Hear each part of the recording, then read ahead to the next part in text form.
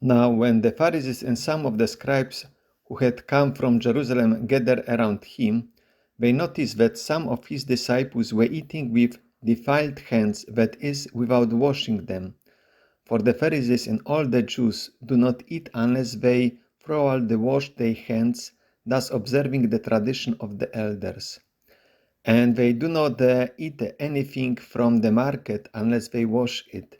And there are also many other traditions that they observe: the washing of the cups, pots, bronze kettles. So the Pharisees and the scribes asked him, "Why do your disciples not live according to the tradition of the elders, but eat with the defiled hands?" He said to them, "Isaiah prophesied rightly about you hypocrites, as it is written, 'These people honors me with their lips, but their hearts are far from me. In vain they worship me, teaching human precepts as doctrines. You abandon the commandment of God and hold to human tradition.'" Then he called the crowds again and said to them, "Hear me, all of you, and understand. There is nothing outside a person that by going in can defile, but the things that come out are what defile.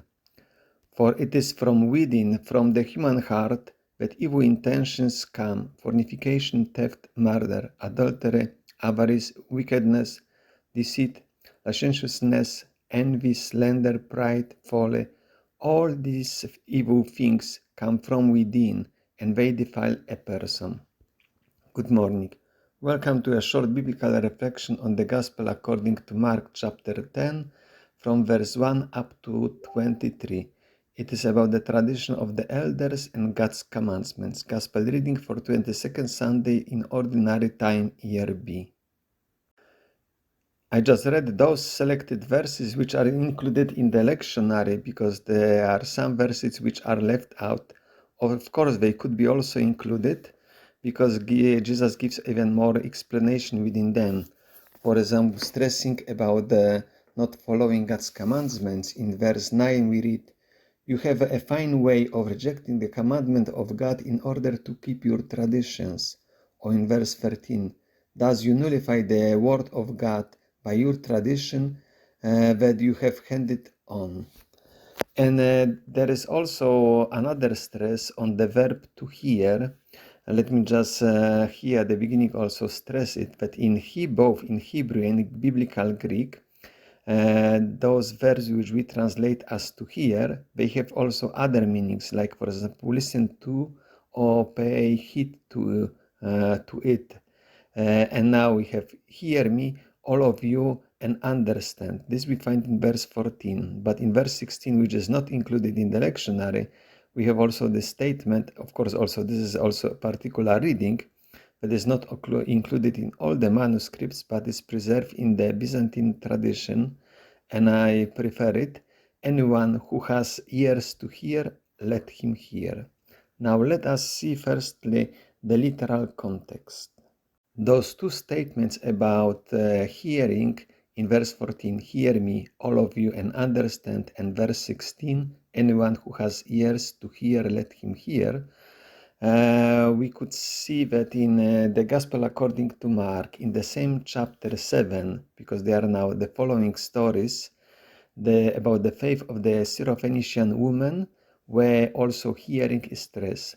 In verse 25 we read, "A woman whose little daughter had an unclean spirit immediately heard about him, and she came and bowed down at his feet." We could say that hearing about Jesus raised in her faith in Jesus. Therefore, he approached him, asking him for favor for this miracle. Also, the next story is about the healing of a deaf person. At the conclusion, we read what Mark writes, what was the statement, what the people who were astonished were saying. "He has done everything well, even makes the deaf to hear and the mute speak." As biblical context, we could go to the book of Deuteronomy chapter 4, verses 1 up to 2. That particular reading is also included as the first reading in the lectionary for this Sunday.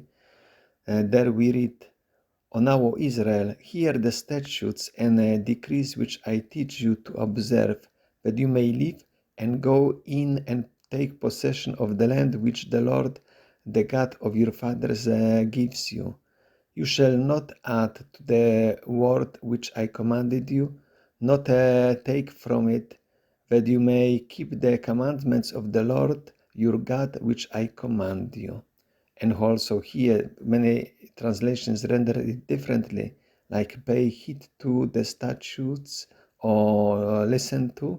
I just translated it more naturally and more literally. Hear the statutes.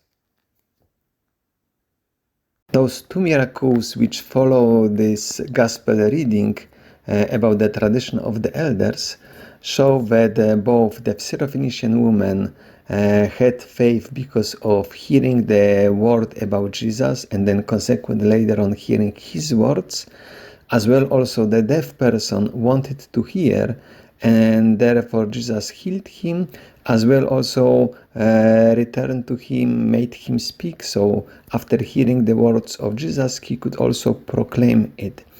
And those two stories contradict to the approach of the Pharisees and the scribes who complain, but they hear the word but not properly. They do not follow it. They change it.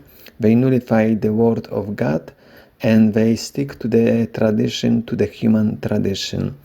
And this is more plainly when we compare it with the book of Deuteronomy, where they were called to hear, which means to hear the news, the information, and then consequently to listen to it, to be obedient in order to put it in practice, because there was given also a warning that they should not add anything and they should not subtract anything from the law. I would like to wish you a nice day and fruitful reflection on this gospel reading. God bless you.